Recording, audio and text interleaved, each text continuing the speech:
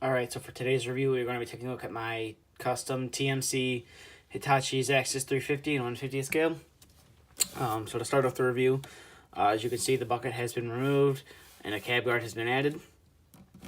So starting off with the cab, just like the 470, the 250, I'm not sure about the 200, but it does have an opening cab door.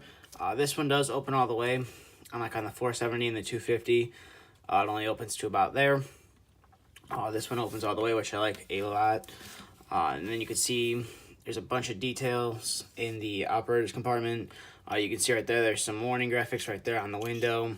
You have some joysticks, your latch, a nice modeled handrail right there to get into your seat.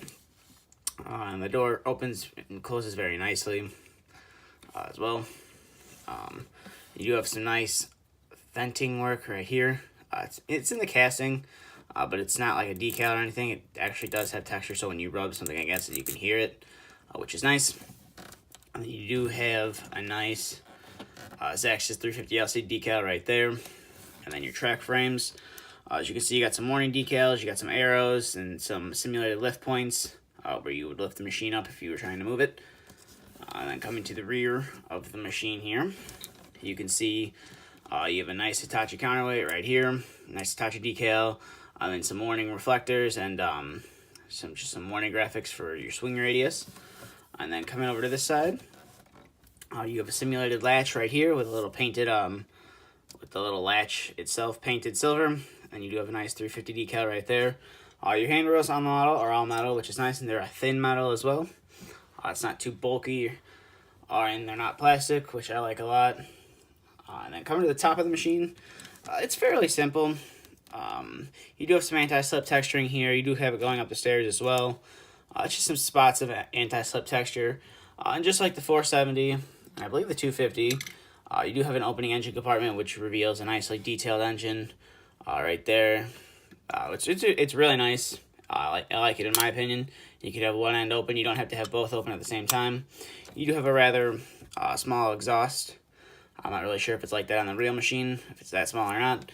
And then you do have a rear view camera and then some simulated lifting eyes for the counterweight.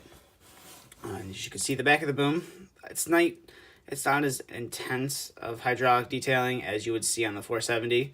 But it is nice to see that they have all this nice hydraulic lines.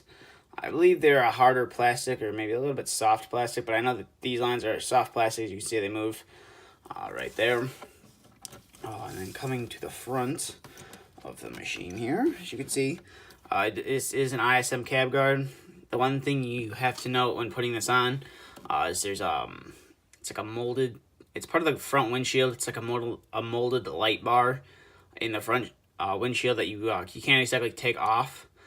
So what was done was the whole front windshield was taken out, and then a piece of clear styrene was put in there to make a new window so the cab guard would fit.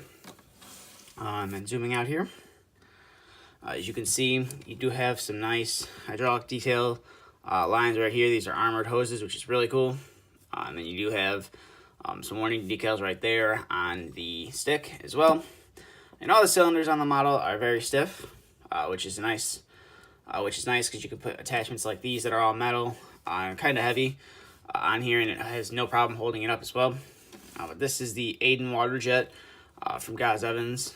I'm thinking I'll throw a review up of just the attachment, but as you can see, it opens and closes, spins, and you can take it on and off the quick coupler, which is nice.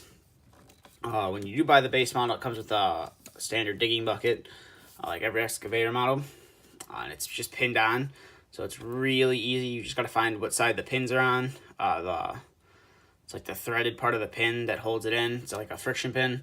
So you just got to find whatever side they're on and tap it out. And you can put whatever you please on the model. But for functionality, the stick will go out that far. You'll get that far curl back, and then your curl in is about there, which is nice. And then your stick will fold in to about there. And then it will go down quite a ways. It'll go down to about there. So you can actually rest it on the counterweight, which is nice. And then you can have it go up to about there. That's about as high as the boom will go. But overall, this is a pretty nice model to have. In general, the 350 is a nice model. I just decided to take a couple extra steps and put a new attachment on the cab guard to go with my 470, which has been reviewed before. But overall, I'd highly recommend the 350 itself. It's a great model. I like how it has the cab door that opens all the way. The engine detailing is nice. But that's just about it for this review. So if you have any questions, feel free to ask. Like I said, I'm going to think about doing a review of the water jet attachment itself, since it is a fairly detailed attachment. But that's just about it for this review, so thank you for watching. Both links to my social media are in the description. And stay tuned for the next video to be uploaded.